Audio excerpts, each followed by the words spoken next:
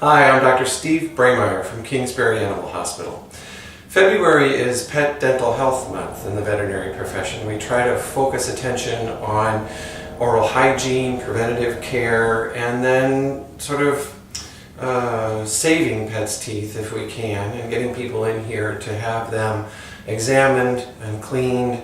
The unfortunate part is that by the time pet owners realize that there's a problem with their pet's teeth, oftentimes you're beyond a teeth cleaning. And so when people think about bringing their pets in for a teeth cleaning and think about their own experience at a dentist with a teeth cleaning, it's not a real comparison. You're not comparing apples and apples. It would be more likely to compare your experience to going to a periodontist, because by the time they come in here, most all of them have periodontal disease in some fashion. So we try to educate people to begin to do things with their pets at a young age to do some sort of oral hygiene. And just like you, the best oral hygiene is brushing on a daily basis if possible. Many pet owners find that difficult to do, especially with a cat. You know, they don't particularly like you getting into their mouths. But unfortunately, most people just sit down one day with a toothbrush and say, okay, we're going to brush your teeth, and the pets are like, get away from me. So teaching your pet to accept having its teeth brushed or its mouth examined is the same as teaching them any other behavioral thing that you would want them to do. If you wanted them to balance on a circus ball, you know, you would take the time to teach them in increments to let you do that. So working with oral hygiene and teaching your pets to accept that is a step-by-step behavioral process. Like I say, behavior involves everything around your animals. So starting off, gently just massaging their lips and face, and if they put up with that, give them a little treat. If they back off and don't want you to do it, then you stop and take your treats and go someplace else. A little while later, you sit back down, try to do a little bit of mouth work, and if they accept it, they get a treat. And you progress up from a little mouth to put your finger inside, to open their mouth, to put a cloth on your finger, to a toothbrush, touch their face, a little toothpaste, and just work your way. It might take you several weeks to teach them how to accept having their teeth brushed. And if you need help with that, you can seek help from a trainer or a behavior person to help you understand those increments and how that works. And if that does work, and you can sit them down every day and they'll be ready to get their teeth brushed, it takes a minute or two to do, give them a treat and you're done.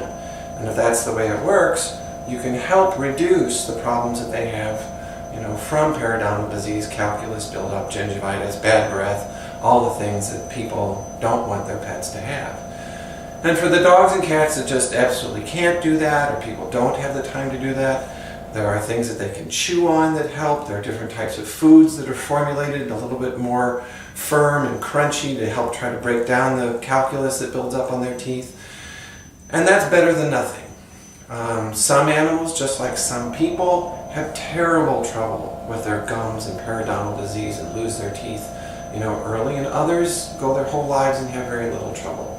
So some of it's a difference in genetics.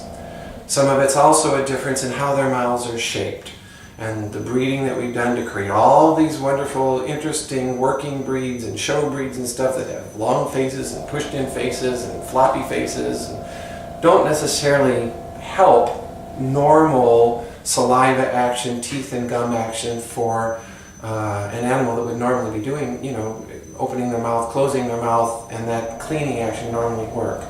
So they have more trouble.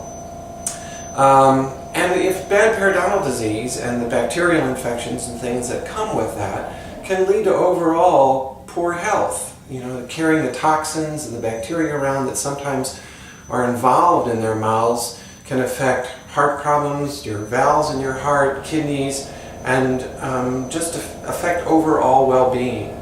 Oftentimes with an animal that has serious periodontal disease, and we bring them in and clean their teeth and curette their gums and remove bad teeth, sometimes I have owners call me and tell me the dog acts like a puppy again, because they felt so much better. I've often had a professor once too about dental health that said, if a dog or a cat on their leg had an open infected sore that the people saw every day, the people wouldn't ignore that or wouldn't think, oh, well, that's okay, it'll go away. But because their mouth is not visible and you don't see it every day, it's easy to say they don't need that. or it's not that important. The unfortunate part about dogs and cats is that in order to do adequate dental health work, you have to have a general anesthesia on board, which means intubation, endotracheal tube intubation, gas anesthesia, IV fluids, monitoring, heat support. It's the same as any major abdominal surgery, which is a lot different than you going to your dentist for a teeth cleaning. And if it's being done thoroughly, it would also involve a full set of mouth x-rays, dental x-rays, just like you get your dental x-rays every year or every couple of years, whatever your dentist recommends. Because if you're dealing with just what you see on the crowns of the teeth and scraping the calculus off, you're missing half, at least, if not 2/3 of what's going on with a pet's mouth and what's going on with the roots and periodontal disease. So those dental x-rays are really important for the overall treatment and health of what's going on. So it's a big deal. And February is Dental Health Month. Oftentimes your veterinarian may be offering discounts on dental health work during February, so give them a call and see if you can get your pet in and get their mouth cleaned up and have them be a little bit more healthy. I'm Dr. Steve Brammeier from Kingsbury Animal Hospital. We speak your pet's language as well as yours.